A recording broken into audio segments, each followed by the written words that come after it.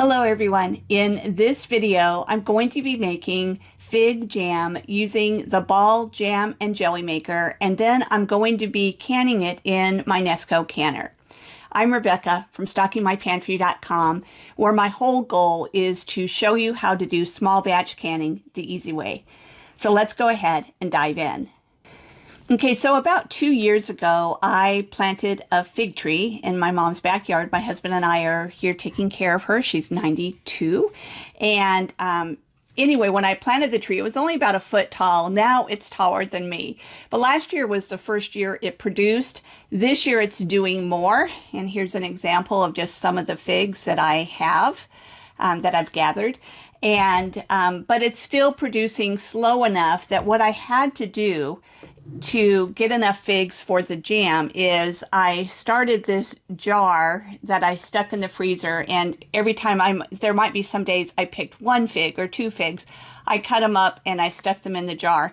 Now you can see it's kind of liquidy, but that's probably from being in the freezer, but that's totally fine. There's still some chunks of figs in there. And I also have a couple of figs. I don't have quite enough. I need to add probably 2 or 3 more figs. So I wanted to save that and show you how to prepare the figs. So let's go ahead and do that now. So the good news is to prepare the figs doesn't really take a ton of work.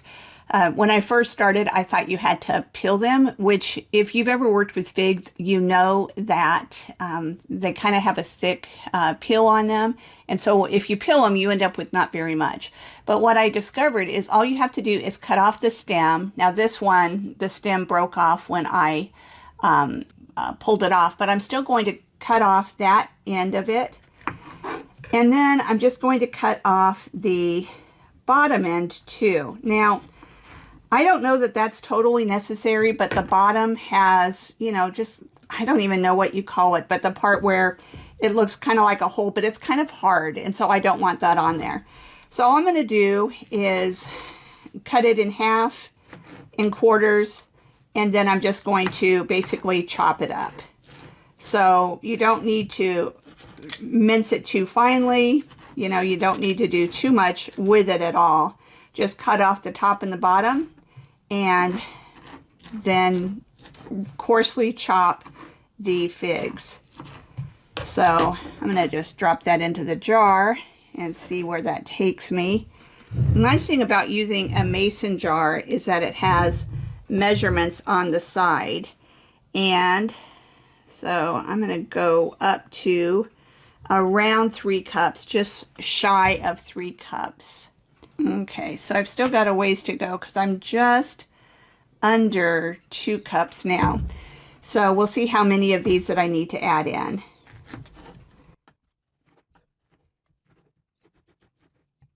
Oh, and of course I've washed these figs well before I started working with them. I was just looking to see if I happened to put the stem in, but I didn't. Okay, I'll go ahead and finish these up, and once I get to just shy of 3 cups, I'll bring you back. Okay, so when I decided to make the fig jam, I did what anyone would do. I started looking for recipes for fig jam that would work in the jam and jelly maker. And I found there's actually, and I'll try to remember to link to it, there is a group on Facebook that is for the jam and jelly maker. And so people share recipes and that type of thing. And somebody said that they just use the peach jam recipe from the cookbook that comes with the jam and jelly maker. And that's the nice thing about the jam and jelly maker, is that you can use a lot of the recipes as a base recipe and then just switch out the type of fruit that you want. So there's kind of like a basic formula to follow. And so I'm going to be using the same recipe as the peach jam recipe, but I'm just substituting figs. And by the way, in case I forgot to mention it earlier, as part of my prep, I've already put all of my jars into the Nesco canner. I've poured the water in and I've heated it up. So the water is hot and the jars are hot as well. Okay, so let's go ahead and get into making the jam. Before I show you how to make the jam, I thought it would be helpful if I tell you all the ingredients up front. So again, going by the peach jam recipe, but using figs instead, I need 2 2/3 cup of chopped fruit. And I also need 3 tablespoons of powdered pectin. The recipe calls for Ball Real Fruit Classic Pectin. I'm actually using Hoosier Hills. I got it kind of in bulk and it was a little cheaper. Some people said that they haven't had good results with that and swore by the Ball, you know, but it's worked okay for me, but either one should be fine. Okay, the next thing is 2 tablespoons of bottled lemon juice. The next thing is a 1/2 teaspoon of butter or margarine. I'm using butter, and this just helps keep the jam from foaming up. So if you ever forget to put it in, you'll notice because the jam will start foaming. If that happens, go ahead and throw a little bit in, but it's helpful to use it right from the start. And then, and this is what makes everyone groan, it calls for 3 1/3 cup of sugar. Now, the peach jam recipe has an amount for reduced sugar. Most all of the recipes in the book have reduced sugar versions, and I often use them. But people said that with figs are not a clean fruit because of that hole that's at the bottom, and you need to use the full sugar for antibacterial reasons. Whether that's true or not, I don't know, but to be on the safe side, I'm using the whole amount of sugar, which is 3 1/3 cups. Okay, now let's go ahead and start the jam making process. Okay, so the first step is to take the powdered pectin, again that's 3 tablespoons, and just sprinkle it more or less evenly on the bottom of the jam maker. The next thing that you want to do is pour the fruit, more or less evenly. And you can see, it seems like every time I do it, some of it kind of blobs over, but it's still pretty even, but I'm just going to go ahead and spread that a little bit. And the 2 tablespoons of lemon juice. And the 1/2 teaspoon of butter. Now you'll notice we're putting everything in but the sugar at this point. Okay, so now what I'm going to do is I am going to push the jam button and enter. So I am pushing jam and enter. And you can see that the jam maker is starting to do its thing. When it first starts, there might be some of the pectin at the bottom that's just kind of clumping and you might be kind of worried about it, but don't worry, it'll all end up being incorporated in. Now this process is going to go for about 4 minutes, and at that point it will beep and then I'll add in the sugar. So I'm going to bring you back at that time.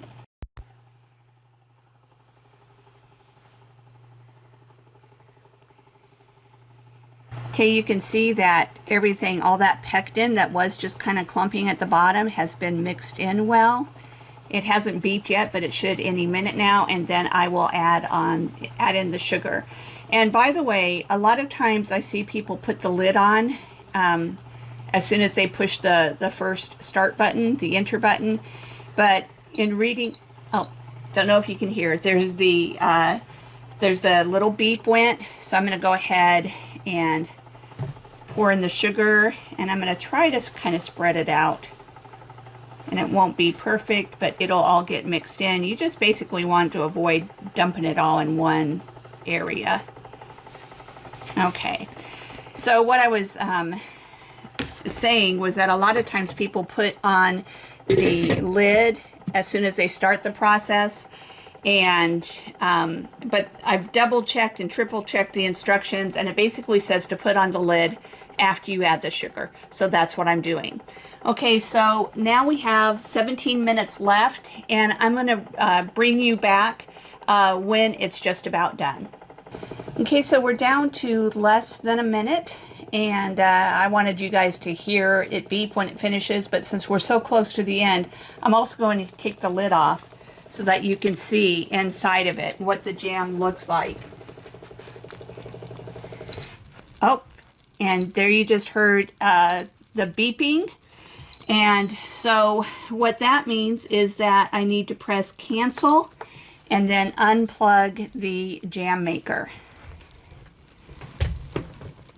And then I'm going to go ahead and fill the jars. But one thing I just wanted to mention is one thing I love about this jam maker is that while it was doing its thing, I cleaned up my mess and I got ready for the next stage.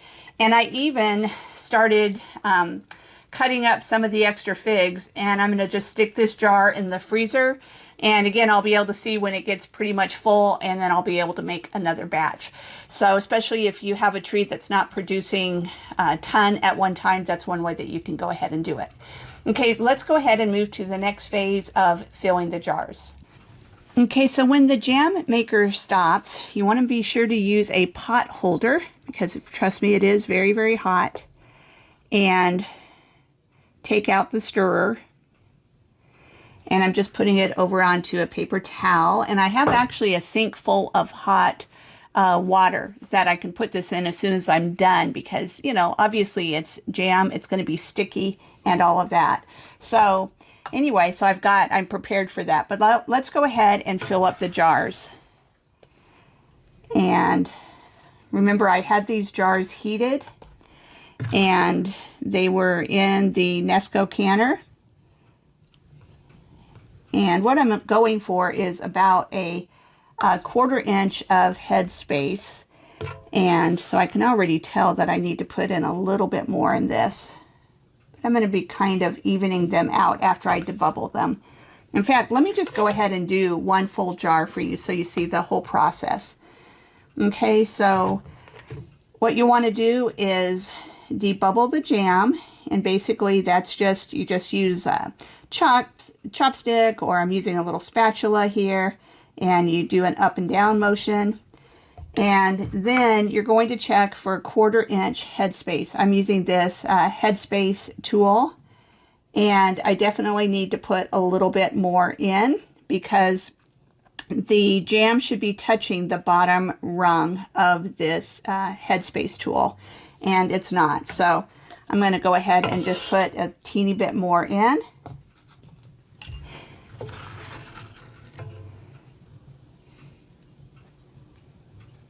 And that probably brought it up.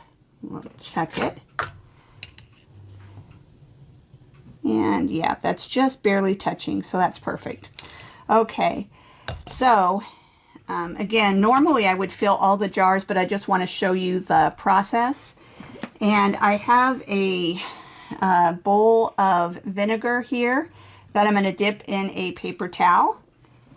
And I'm going to wipe the rims. And I just realized that I threw away my paper towel, so let me grab another one.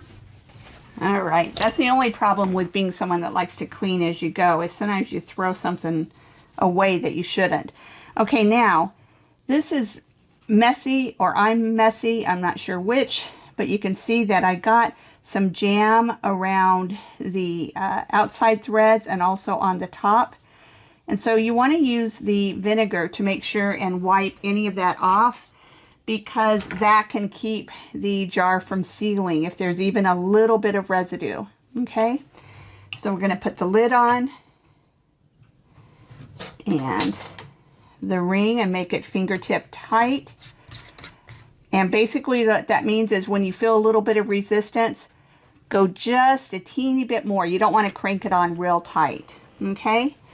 So these are definitely very hot because the jars were hot and the jam was hot. So just be careful with it when you're doing it. I'm going to go ahead and fill up the rest of the jars, and then I'll bring you back to show you the next part. All right, so I've filled all of the jars. You can see I ended up with 4 half pints and just a little bit more. And I'm not going to bother canning this. I actually am always happy when there's a little bit that doesn't fill up, because in that way I can taste it. And so I'll be doing a taste test once this cools down in a little bit. But I have the canner full of hot water. And I also have, in addition to these jars, I have a few other jars in there because you always want to run a full canner so things just kind of stay upright a little bit better. So I'm going to go ahead and put these in here, and I'm using this jar lifter thing because the jars are very hot and the water is very hot. Okay, so you wouldn't want to pick them up with your hands and put them in.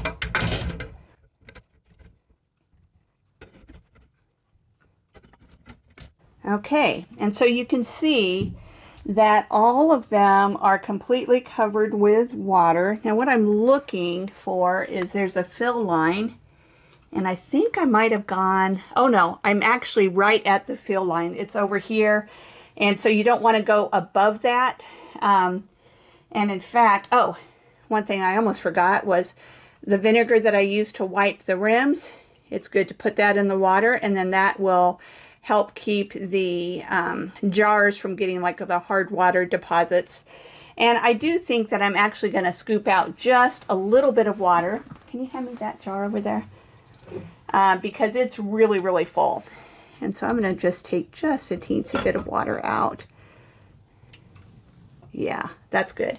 Okay, so it's very full, and but I'm going to go ahead and get it started.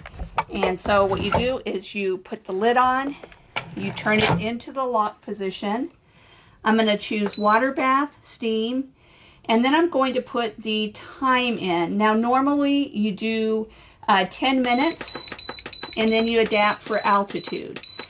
So because of my altitude, I need to do 15 minutes. So I'm going to add an additional 5 minutes. And then I'm going to press start. Okay, so one thing I forgot to mention earlier is that the you need to make sure and put the valve. I'm using the green one because of my altitude. If you're under 1,000 feet, you'll use the black one. Make sure it's in the exhaust position.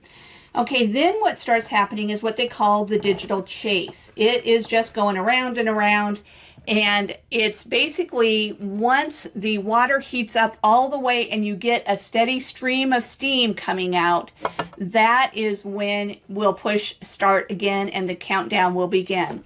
That can take between 25 and 30 minutes. I'm hoping that with the water as hot as it was and the jars hot, that it won't take that long, but I'll bring you back at that point. You see it, but you probably can hear it. There's now a steady stream of steam. So I'm going to push start again.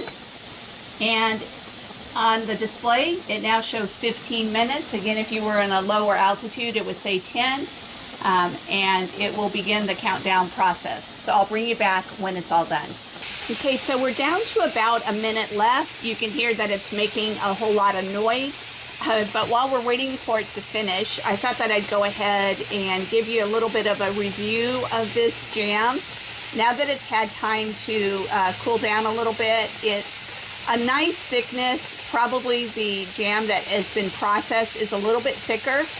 But I'm really glad that I put in the pectin, because some of the recipes that I read left out pectin, and you know, so anyway, I think that it needed the pectin.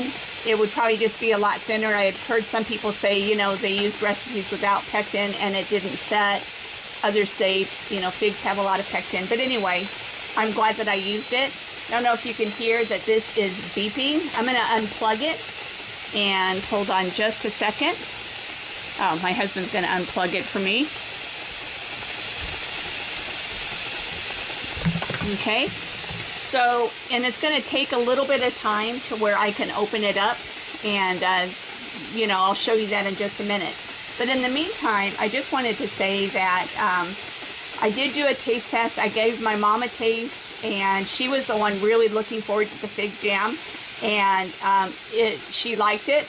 Although she seems to like pretty much anything I cook, but so she liked it. I tasted it myself. It is definitely sweeter than most of the jam and jelly that I make, because most often I do use the reduced sugar, but as I mentioned, I use the full sugar amount. And just because I want to be on the safe side, I probably will use the full sugar amount each time that I can this specific jam. And, you know, really the bottom line is that you know, you don't put a whole lot of jam on something, maybe a teaspoon or two on a piece of toast. So anyway, now that it's cooled down a little bit more, I'm going to go ahead and just give it another little taste.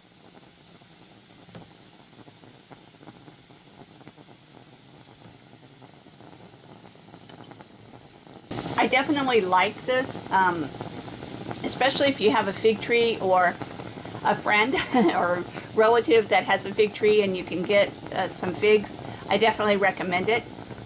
I did notice that my local Sprouts has figs for $4.99, no, $3.99 for an 8-ounce, for 8 ounces of figs. So basically $8 a pound. So if you don't grow them yourself or don't have someone who grows them, then they might be a little bit pricey. But definitely if you have a fig tree or access to fresh figs, then I definitely recommend it.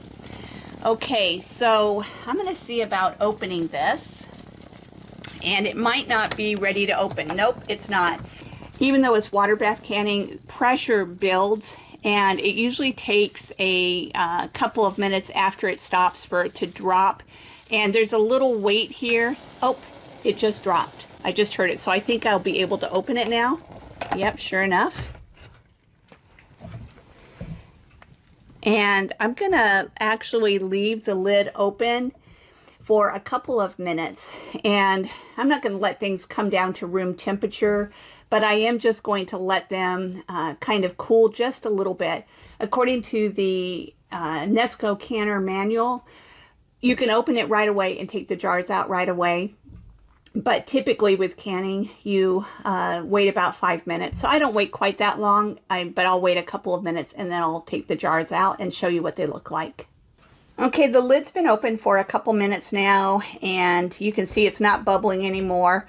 I'm going to actually just start off by emptying a couple of these empty jars, because then that just makes it easier for me to grab onto the other ones.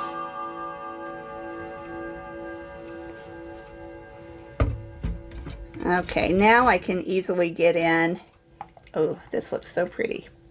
So there you can see what it looks like. I'm going to maybe go closer to the camera. Is it showing good? Okay. I'm asking my husband because he's on the other side of the camera and he can see. So that's what it looks like. So of course I don't know yet if they sealed, but usually I have a good seal rate, and so I'm expecting that all of them will seal. Let's get the rest of them out.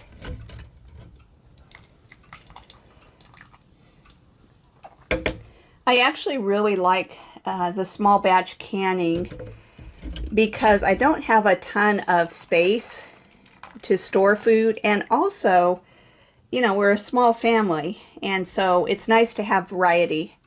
And so I kind of like that I only have 4 half pints of the jam, because I'm making a lot of other types of jam. And oh, by the way, that reminds me that coming up I have apple pie jam, apple jelly. I haven't done that one yet, but I'm planning to do 2 different varieties of it.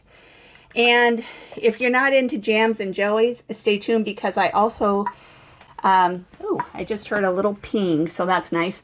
I also plan to do some savory things. The things that are up next on the list are canning pinto beans and also sweet potatoes. So I don't know for sure the order that things will be in, but all of those things are in the works right now, and things that I'm planning on recording very, very soon. So I hope that you enjoyed this video. If you did, I'd really appreciate it if you'd like the video. And if you haven't already done so, be sure to subscribe to my YouTube channel, especially if you want to learn more about small batch canning. Thanks so much, everyone. Have a great day.